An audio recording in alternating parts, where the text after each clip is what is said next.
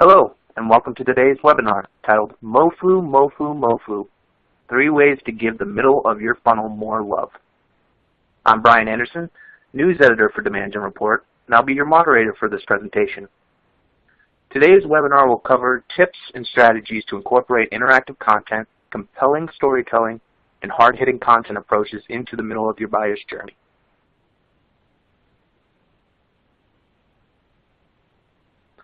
I want to encourage you to follow along and share your thoughts and feedback during today's webinar on social media using the hashtag LLS16. You can connect with us using the @DG_report Twitter account or reach out to us directly. My Twitter handle is G3Bryant.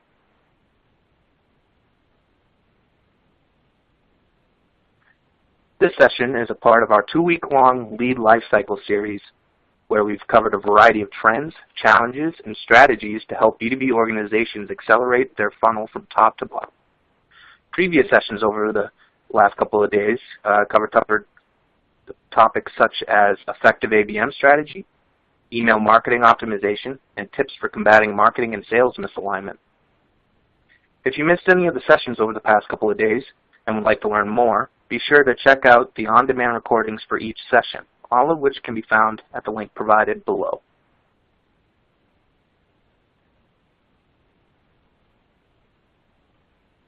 For those of you who may be new to Demand Gen Report, here's a quick overview. We are an online media company publishing daily news, a weekly email newsletter, special reports, original research, and a rich menu of additional resources. In addition, we produce the annual Content to Conversion and Demand Gen Summit live event. If you haven't done so already, please join more than 40,000 subscribers to our weekly newsletter by subscribing to Demand Gen Report today.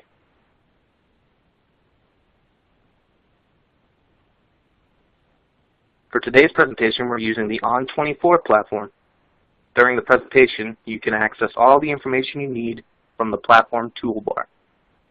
We encourage you to ask our presenter questions. To do so, simply click the Q&A widget, and we will do our best to get to all of your questions during the Q&A segment at the end of this session. Our speakers also have team members standing by to field additional questions through the Q&A widget on your screen. If we don't have a chance to get to your question, our speakers will follow up with you directly after the webinar. Today's session is being recorded, and all attendees will receive an archive link to the presentation to go back and review or to share with your colleagues. Before I introduce our featured speakers, one last housekeeping note. Today's presentation is slated to run about 20 to 30 minutes, with 10 minutes for Q&A following the presentation. Be sure to submit your questions using the Q&A widget on the On24 console.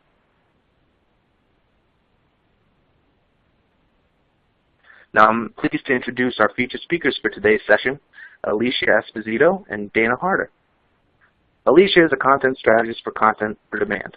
In addition to writing for and managing the C4D blog, she helps clients identify new content marketing ideas and experiment with innovative formats. Alicia is a fan of all things digital and interactive and uses the art of ideation to help clients see the content marketing possibilities. She also helps G3 Communications' family of brands plan and execute killer events and ramp up with their cross-channel marketing results. When she's not dwelling over all things branding, messaging, and content strategy, she's spending quality time with her nieces and nephews, binging on Netflix, or eating guacamole. As VP of Client Strategy, Dana Harder helps B2B marketers turn their marketing organizations into demand gen rock stars. That means helping Content for Demand clients build and refine their content strategy, all corresponding content, and even their demand gen efforts.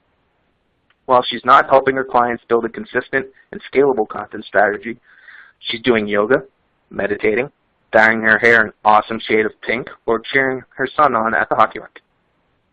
Without further ado, I'll turn things over to you, Alicia. Thanks so much, Brian, for the great introduction. And thanks, everyone out there for joining us today. We're really excited to be a part of this year's Lead Lifecycle series. Dana, myself, and everyone else here at C4D always love to discuss the buyer's journey and, of course, the different mindsets and information needs our target audience has at each of those stages. But as the title of our webinar suggests, today we're going to be focusing on the middle of the funnel, or as you see on our screen here, that very important consideration stage of the journey. But before we dive in, of course we want to take a step back. As you can see, when we look at the sales funnel, it looks a little familiar. Discovery, consideration, decision. Of course, they all flow seamlessly into one another, but we can't help but think that we as marketers and our colleagues play favorites. Of course, everybody loves top-of-the-funnel content. We hear all about it. This is where you first bring the leads in using inbound marketing tactics such as blogging and social media.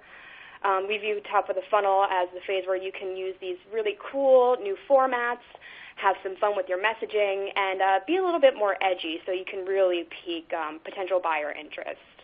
You need to drive brand awareness and thought leadership, so it makes sense that you need to push the limits and really stand out among the swarms of content marketers creating Me Too offerings. This is really pivotal when it comes to tofu strategy. Then there's bottom of the funnel, which is obviously sales' favorite. This is where your leads are in the final stretch, and you need to focus on real-life use cases, success stories, and investment validation to really drive them into those sales conversations.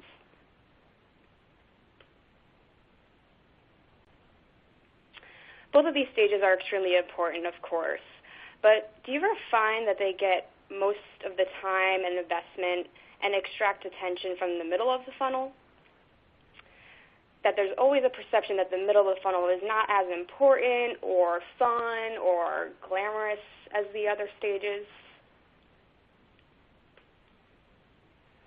As we were planning for this webinar, we couldn't help but wonder why the middle of the funnel always gets such a bad rap. So we're here today to kind of debunk current content marketing perceptions of MoFu, that it's really confined to really in-depth, long white papers and ebooks that aren't fully creative and don't really push the limits. After all, middle of the funnel is when really important questions are asked from your buyer's perspective.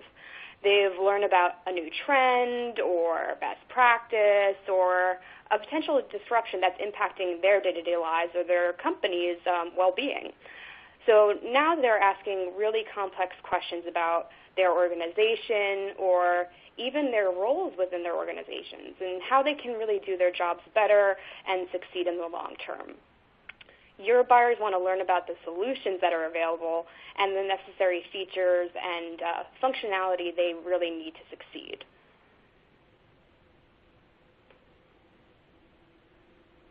So that's why middle of the funnel content is extremely important. It bridges the gap between interest and sales conversations. You've first captured that attention, but you need to do a lot of work to keep your buyers interested and engaged. The middle of the funnel is longer and more complicated because you're trying to engage a diverse group of leads, determine what interests them, and how to advance them on their journey to the bottom of the funnel. So, of course, this is when the content needs to be the most detailed and comprehensive. Your content has to explore possible solutions and then offer guidance on how they can commit to a solution that works for their organization or their specific job role or function. Your content needs to guide them to the right decision. That's its sole purpose for MoFu. Your brand needs to build credibility, reaffirm thought leadership, and spotlight your unique positioning, but again, still point to a solution. So at this phase, unlike top of the funnel, you can't really get away with just creating fluff content. It needs to be thorough, comprehensive, informative, but still be entertaining. So it's a very fine balance that we need to walk as marketers.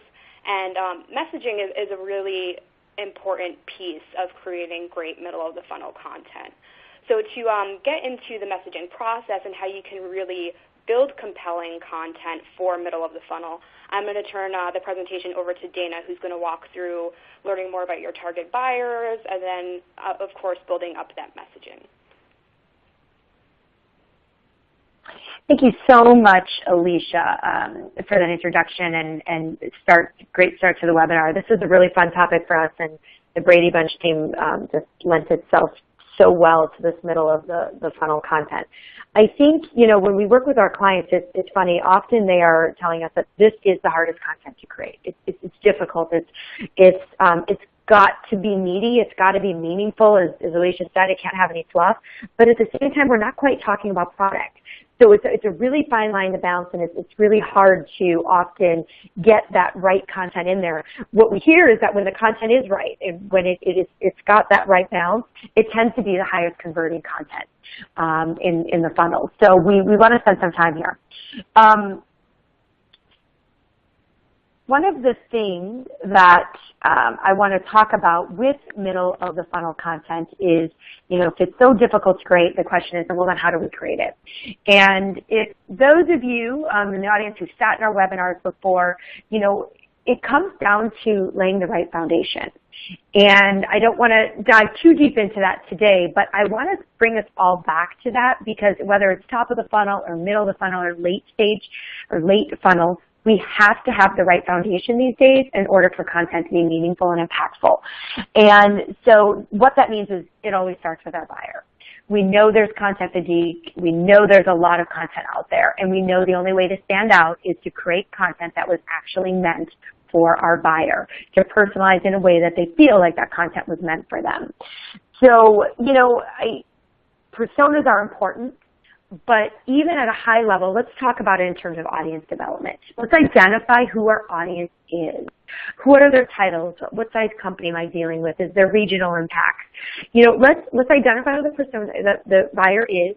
And then if we have personas, that's fantastic. But if we don't, that's okay. Let's talk about how can we get there with this out having to be this big thing. I think, we're having a lot of conversations these days that I don't have time or money to do a huge research persona project, and that's okay. The goal is to get to understanding of what are those pain points that keep this person up at night, how are they being measured on success, what makes them tick, what would prevent them from making a decision. So the question becomes, if I don't have to do a big persona project research to do that, how do I get that information? And it can be done. I had lunch this week with a very large company, the Fortune 500, and I think what was fascinating about it is they had undergone a persona project a couple of years ago and did not get the results they wanted out of it. And so then this year we're sitting in a similar situation where they knew they needed an update to their personas, and the person I was having lunch with literally said, so I picked up the phone and I called 10 customers. Just called them, offered them a small Amazon gift card, and all of a sudden, I have a whole bunch of data, information that I've got this information that I have, and I didn't do a long drawn-out process, and that's okay. So what I just want to point out here is that don't get caught up that this has to be this big persona project, but do understand that you do have to do some work to identify your buyer, because if we don't here, then we're doing all of this for nothing. Whether it's middle of the funnel, early of the funnel, late funnel, it doesn't matter. We have to know who our buyers are.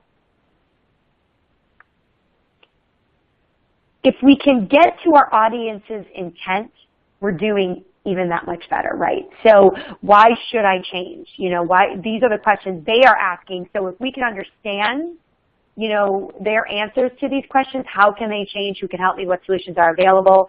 And understand that this is what they're going to be asking, and then combine it with their challenges and what they know, we're going to have a formula for success with any type of content that we create. The other thing I want to talk about today, because I think it's extremely overlooked, and we're seeing that, and it greatly impacts our foundation when we're doing content, again, across the funnel. But, it's really what is your demand type? For those of you who are familiar with Serious Decisions, this is their model and their image here.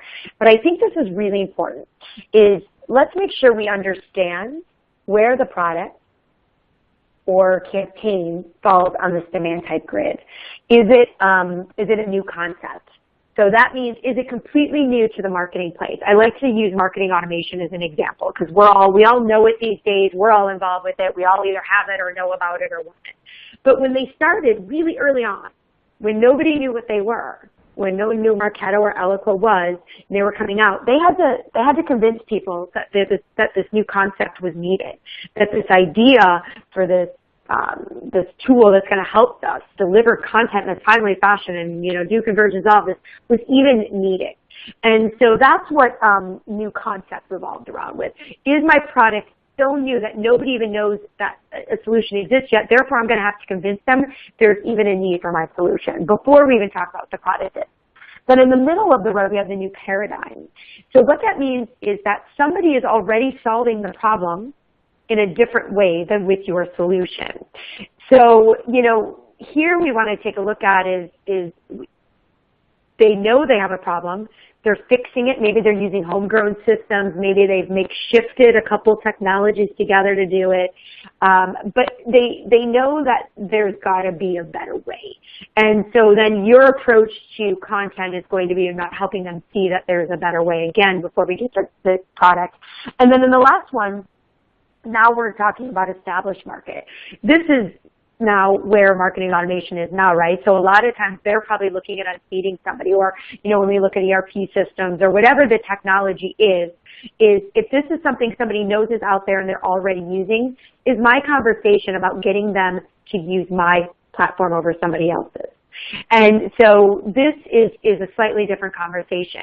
And the reason this becomes important is because all of a sudden, if I'm in an established market, it's okay for me to talk about product a little further up the funnel than maybe I would if I am a new concept. Now, don't get me wrong, we never want to completely just create product content, but it's about where that introduction of the product conversation needs to happen. All right, so first part of our foundation, know our buyers, know what our buyer's intent is, and make sure we understand where we fall in the demand type with this specific product and or campaign. So now we have to build our message. This is an interesting piece for me because we've been talking about it for a long time, yet it's still the missing link in everything I see when we talk to new clients or prospects. Very, very few companies are doing messaging consistently for new campaigns, for their personas, for their different product launches, whatever it may be. We're missing this step. And the reason this step is so important is that we never want to create content for our personas. We're aiming to create content for the key messaging that is derived from our personas. And so this is the piece that ties everything together. And it's not just the content we're going to create in checklists or white papers and infographics, but it's the content on your website. It's the content in social. It's the content at your trade shows. It is the overarching content that integrates into your organization.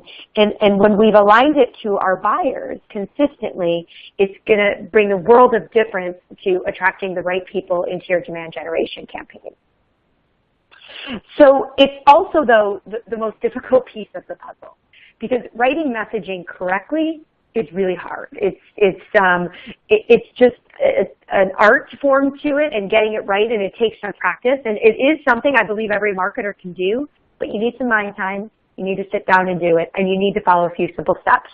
So we break it into 3 steps, and we've got this workbook that we will send out as a follow-up to this webinar that is really helpful. It literally will take you through a complete messaging exercise, step by step, and give you some samples along the way.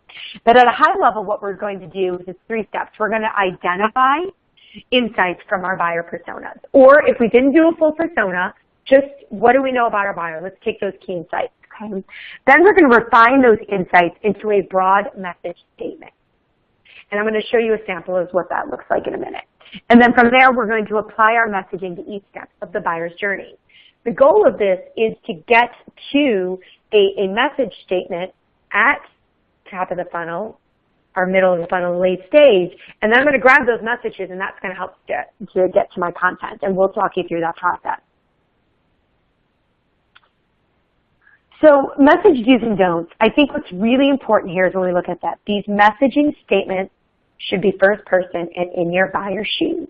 This is not marketing speak. This is not what you would say to a buyer. This is what they are saying. So when they're standing in front of their meeting and their team and they're saying, last night I couldn't sleep because I'm worried about X, those are the words that we want. We want exactly as it would come out of their mouth. So that's the other challenge we often find as marketers is we really want to put that marketing speak into our messaging, and this is actually where it doesn't belong. This is where we want real messaging, real statements that our buyers might actually say.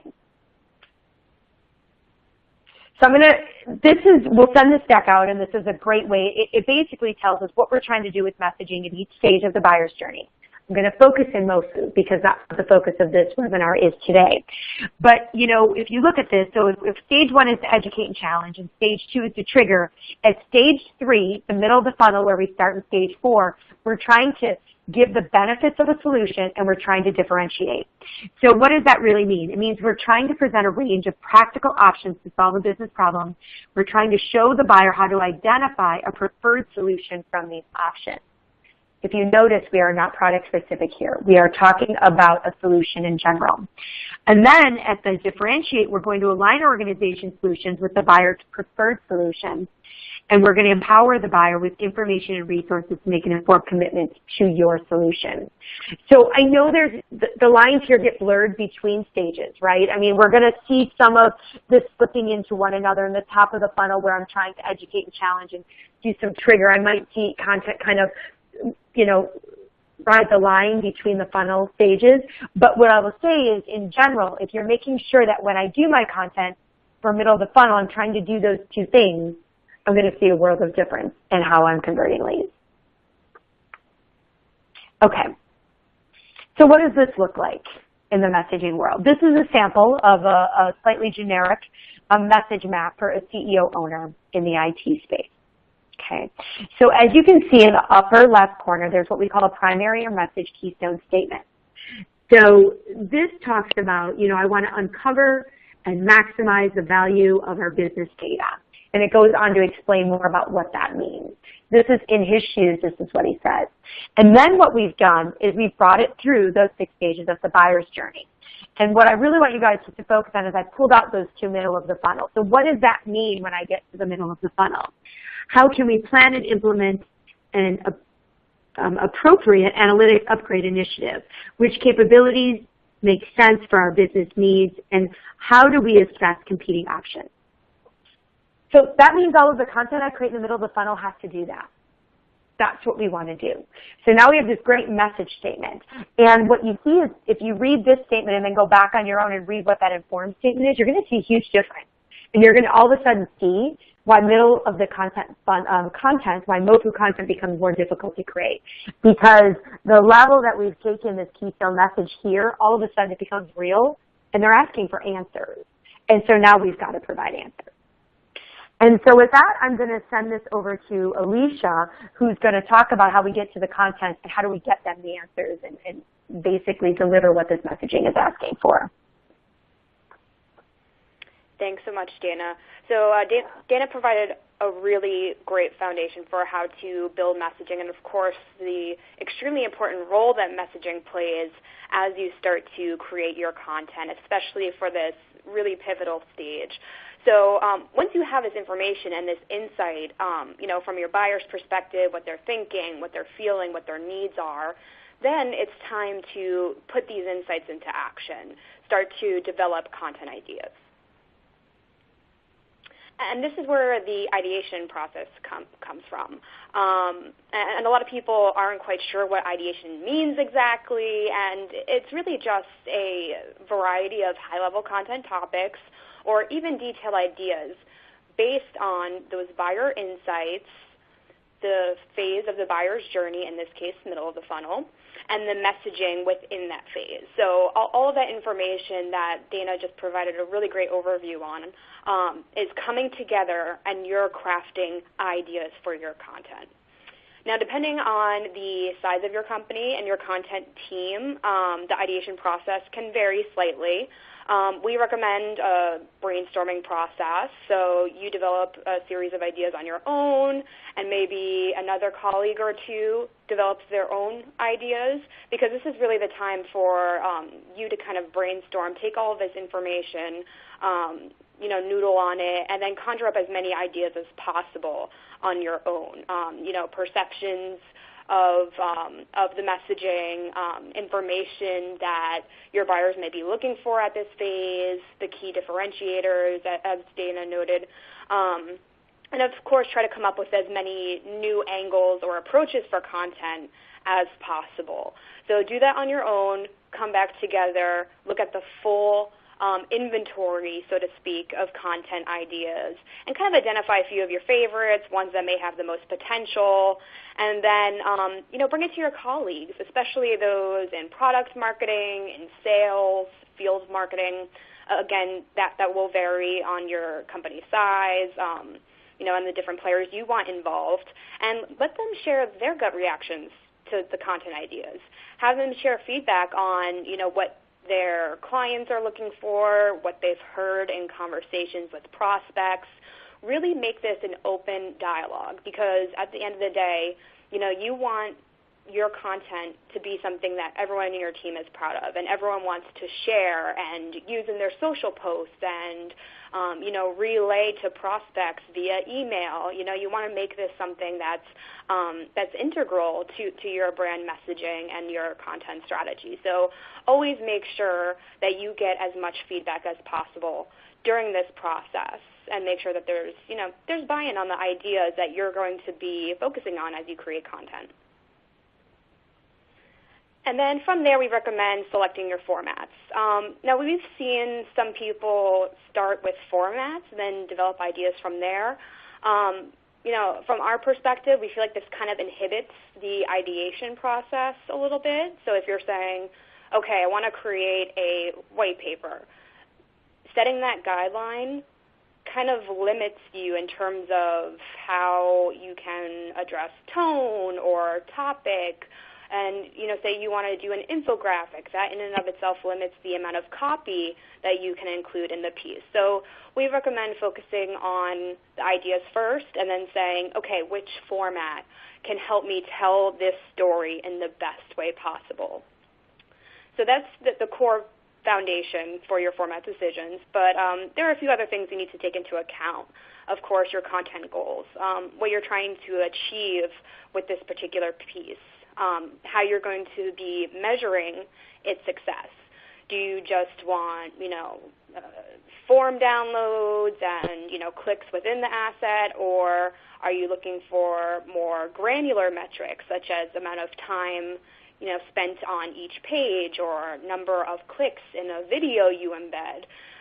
Depending on those goals and the metrics that you're looking to get out of the piece, that will help set a powerful baseline as well. But then, of course, there's the buyer-focused element of the format decision-making process. So what are your buyers looking for out of the content experience? What are their actual interaction behaviors? Now, we've used the term content preferences, right? But, there's an interesting difference between preferences versus what your buyers are actually doing.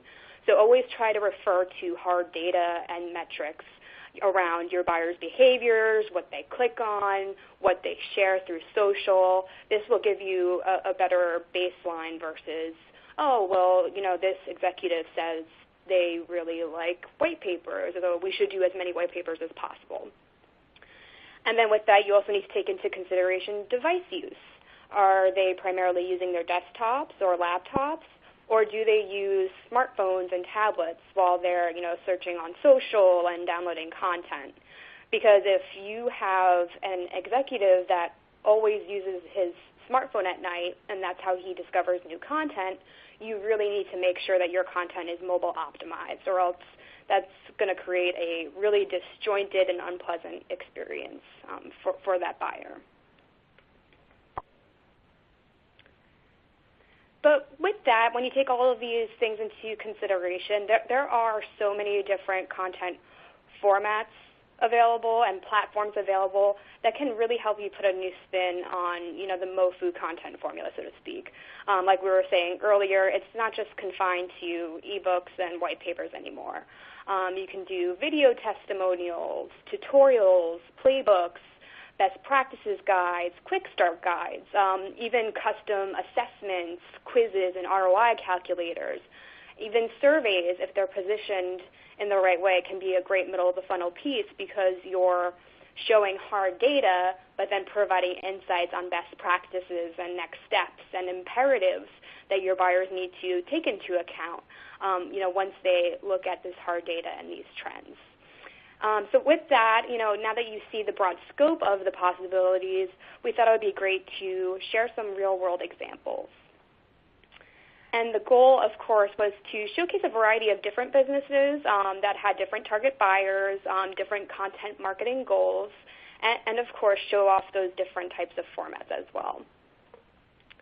So this first piece that I'm going to walk through is from a company called Booker. So they provide business management solutions for SMBs, and they have a pretty diverse range of clients, so everything from fitness centers, yoga studios, to salons, pet salons and grooming centers, so a very diverse range of buyers. And they really wanted a strong middle of the funnel piece that showcased the imperatives for a best-in-class business management solution that would ultimately help SMBs drive growth. So a very meaty topic.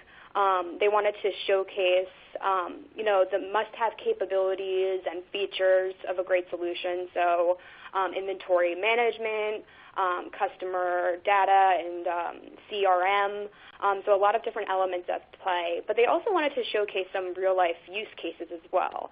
So in addition to showcasing the technical elements, there were also some success stories from across the different verticals that they serve. So we thought this was a really strong example because, it gets the SMB manager or owner to really think about their current technology situation, what systems they have in place, where they're possibly falling short, and how that could potentially impact their growth in the long term. And of course, from a design and layout perspective, it's very personal, the imagery is great, and it's laid out in a way that's really easy to navigate for their target audience.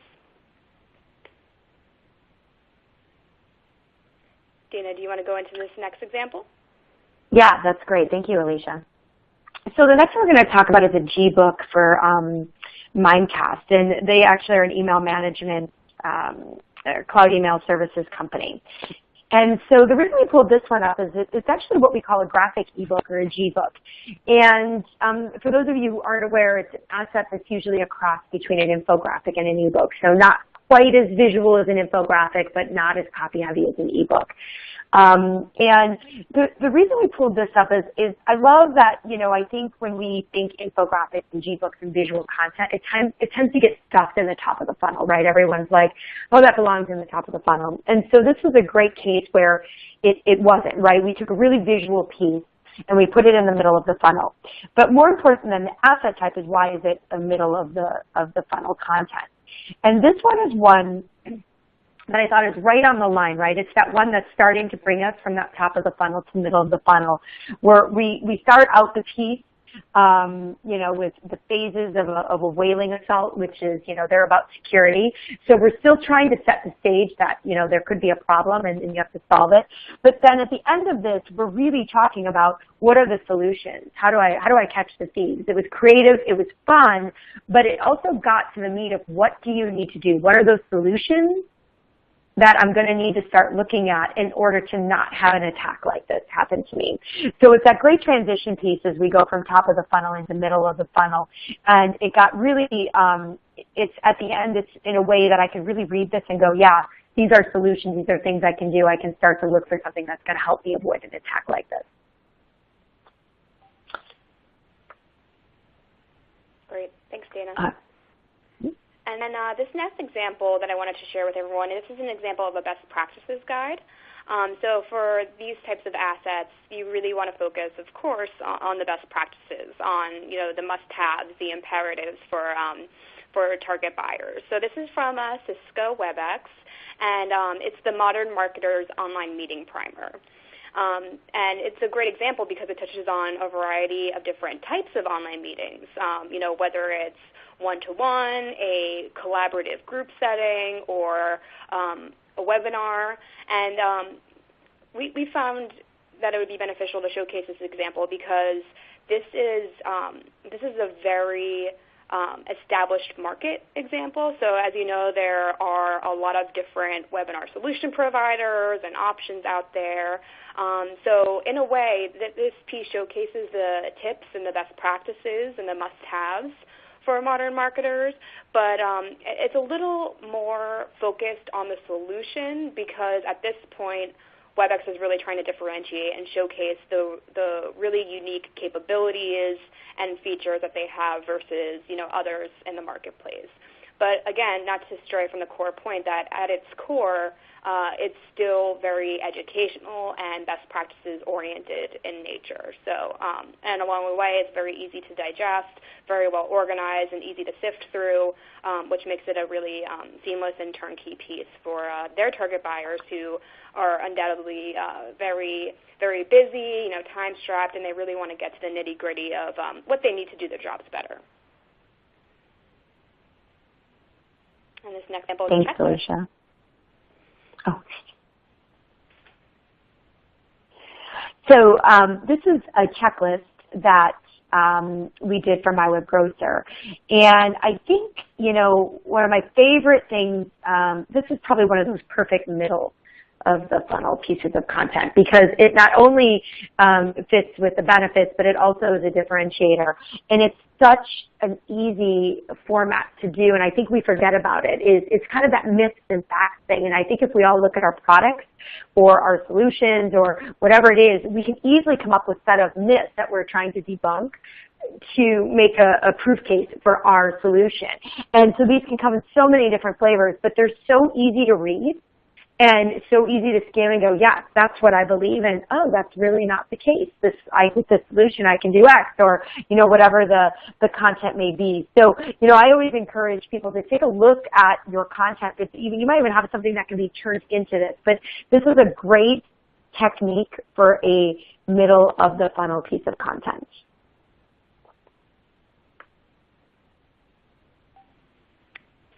Thanks so much, Dana. And this is an example of a great infographic that we did for Spartan Motors. So as we touched on a little bit throughout this webinar, infographics and other very visual and compelling storytelling formats don't have to be limited to just top of the funnel. And I know there are all of these articles and theories that, certain formats are best suited for specific phases, but we try to not follow that rule because we believe that it kind of constricts you in terms of creativity, ideation, and it kind of limits the story that you want to tell to your buyers. So we wanted to include this example because we think it really tells a powerful story around, how companies can find the right fleet services provider. It's pretty detailed. It's focused on the must-haves. It's broken down by top 5 or top 4 elements, and then it gets into the nitty-gritty of why they're so important. So it's a very solid example of a middle of the funnel piece because it's focusing on the solutions and the requirements for target buyers, but it's still very, very visual, very fun, and of course easy to navigate. So again, this is a prime example that infographics don't have to just be top of the funnel content. It's all in how you structure the content, how you design the piece, and of course, because it's an infographic format, it's very easy to just skim through it relatively quickly. Thanks, Alicia. So the last sample we're going to look at is an assessment. And assessments are an interesting asset type, right? Because we see them used a lot in social and in blogs and top of the funnel. I drive people into there. I'm going to, benchmark them, see what their needs are, and then, get them into that top of the funnel. But, they have a place in the middle of the funnel. And especially when we're getting them to need to commit to a solution. This is a good example about really questioning how advanced their application security program is and then giving them solutions for that with the output of it. So it's a good way to kind of take them a step further, and we're seeing a lot of success with them being used in the middle of the funnel, maybe even more so because people at this point are willing to give a little bit more if they think they're going to get something back that's really meaningful and may actually help them along their buying journey. So, think about things, we, in this stage of the funnel, could we do product selectors? Can we do solution selectors? All of that kind of stuff kind of fits in that assessment mold. So make sure that we're really expanding our horizons when we think about interactive tools and assessments and how we can take that middle of the funnel messaging and drive it home with some interactive tools.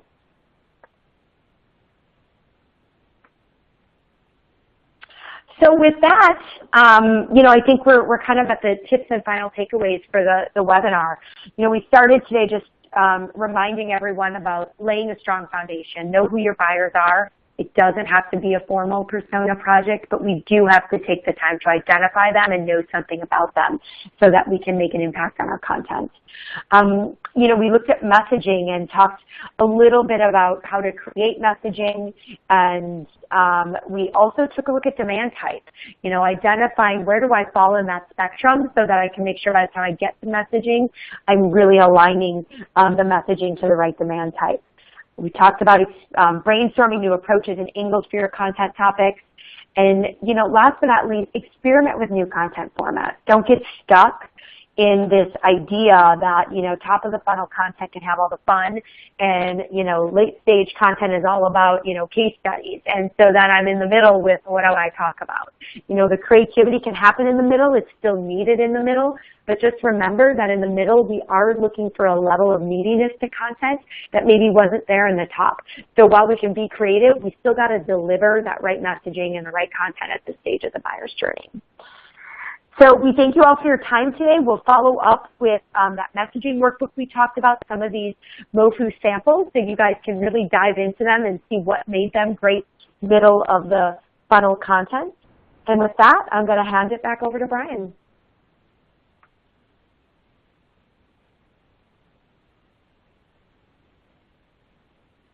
Thanks, Alicia and Dana. That was a really great presentation. We received a lot of great questions from attendees, so let's dive into those questions now.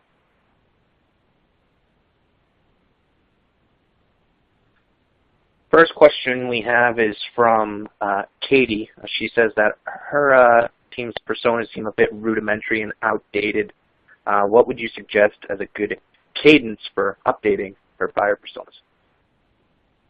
I can take that one, Brian. That's a great question, and we actually get asked it a lot. So, the one thing I would caution is that buyers are never done, like one and done kind of thing. So, I think we have this perception we can pin them up on the wall and they're done. Buyers change frequently, so they're kind of living and breathing targets. With that said, I know that everybody cannot dive in and update our personas on a weekly basis.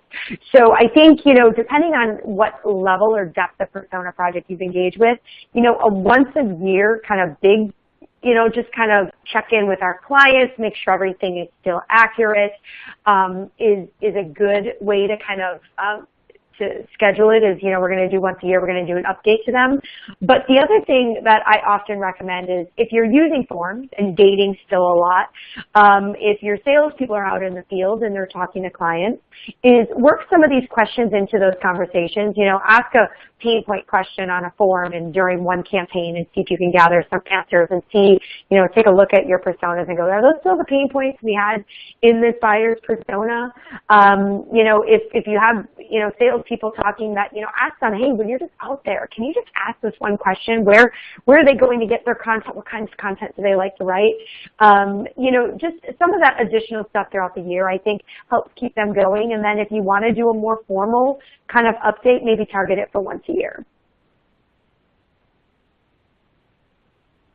Great, great. The next question we have is from Susan. She asks, is it normal for companies to leverage multiple demand types in their content strategy? Yeah, I'll grab that one too, Brian. Absolutely. Demand type is, if I am an organization that sells multiple product lines or multiple solutions, whatever it may be, those different solutions and products are often in different areas of the demand type, right? Maybe we just came up with this ingenious new product that nobody's thought of and nobody even knows exists yet. So is that going to be, really early on or a new paradigm versus maybe something that I've always sold that's really falling in that established market? So yes, absolutely. And I would take the time to identify whether, it's by campaign, whether it's by product, whatever makes the most sense for you. But absolutely take the time to make sure that if you've always thought you were an established market but have something newer you're marketing, that really belongs in an established market, for example. Awesome. Our next question is from Ryan. Ryan says that he's looking to experiment with new content formats. Which would you folks recommend to help get his feet wet with interactivity? I'll take that one, Brian. So, when it comes to interactive content, of course, understanding, your target audience and those core, content behaviors and interaction behaviors is key, before you do anything. But we always find that it's most effective to start small and scale up. So before, investing in a new platform or a new solution, try and start off by incorporating interactive elements into, your static pieces. So ebooks, white papers, even infographics. There are really turnkey solutions out there that can allow you to add click-to-tweet functionality to your call-outs, so you can make it a little more interactive. You can make images clickable. So say you want to add a CTA to a supporting case study video in your piece. You can add the home screen for that video, have the play button on top, have them click it, and then jump out to the video. So see how your buyers respond to those subtle touches, and then that'll help give you an idea of what they're clicking on, how frequently, and what's really top of mind for them. Another idea is to add recommended content to the end of your piece or as sidebars in an asset, and that can actually create this great, we call them content rabbit holes. So it's a seamless content journey. So once they consume the information in that piece that they're reading, you give them that next step in that moment. So it creates a really great content consumption experience for them. And of course, if you're looking to experiment with a new platform, it's always beneficial to partner with an agency that has an agency license to certain solutions. So that gives you the opportunity to expand your horizons, but in a way where you don't have to fully invest in a platform without knowing its benefits and whether it truly resonates with your target buyers. Yeah, and just to add there, Alicia and Brian, on that too, because I agree with everything Alicia's saying there. Demand Gen Report, who's hosting this wonderful webinar series, does a content preferences study year after year. And when you look at it, it's interesting, right? Because interactive is definitely inching up slowly, but it's not the #1 most downloaded piece or even the #2 or 3 or 4. So what as Alicia said, start small. We caution with interactive is, don't put all your eggs in one basket, and Alicia alluded to that. I mean, the reality is that interactive is great and it has its place, but if you need to make sure your buyers are the right buyers for that type of format. So if you start slow, like Alicia recommended, you'll be able to tell if my buyers are the case. I mean, we're all sales marketing people here. We love interactive content. We love new formats because this is what we do for a living. But does an engineer sitting behind his desk really want a fun quiz, about his personality or whatever it is? Probably not. He really might want a 10-page white paper because what he needs is different than what you or I need. So just make sure that, when you're experimenting with interactive, your buyers really well and you start slow so as not to go down a hole and invest in a bunch of technology that maybe wasn't right for your buyer. Yeah, definitely agree that you don't want to be throwing all your eggs in one basket.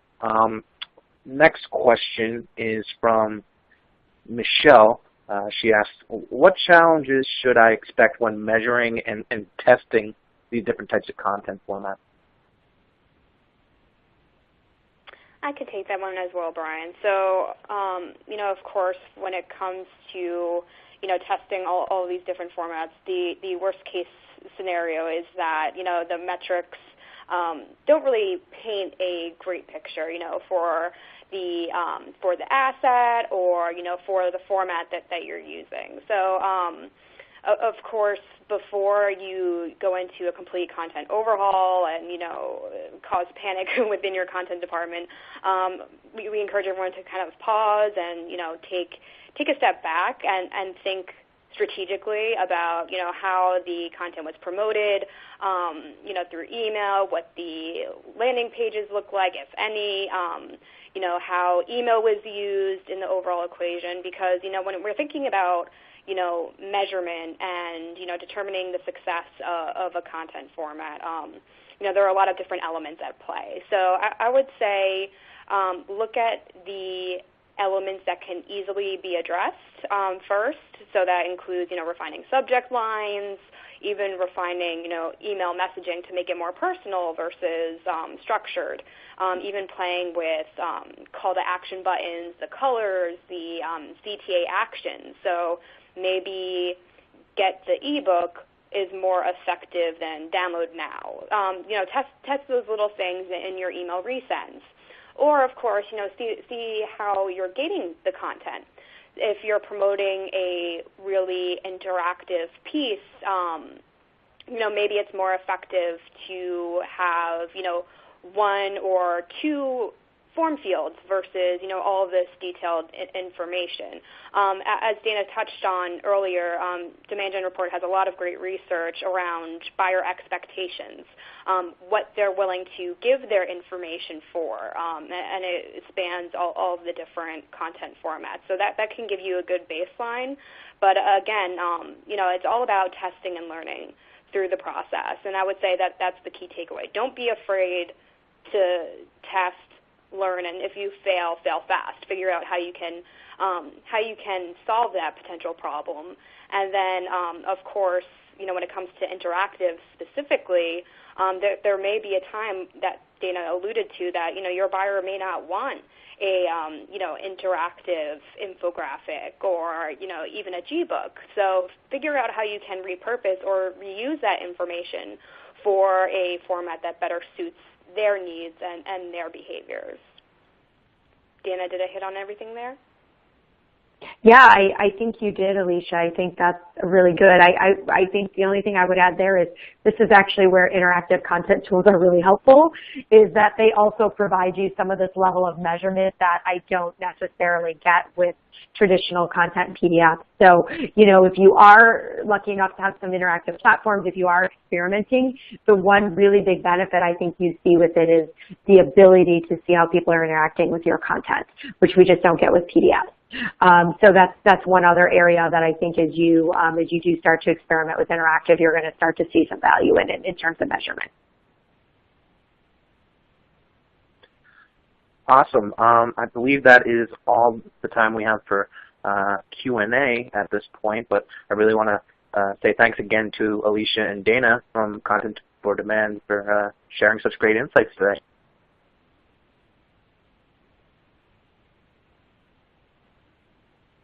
And thank you, folks, for attending today's session. As a reminder, today's webinar will be available on demand, so you can access it at any time and share with your peers and colleagues. One last note, please join us for our next session taking place next Monday at 12 p.m. Eastern. Lookbook HQ's L. Wolf will discuss the new rules you need to learn to tap into the content needs and preferences of your buyers traveling through the sales funnel. Follow the link below to learn more. We hope to see you there, and thanks again for your time. Enjoy the rest of your day.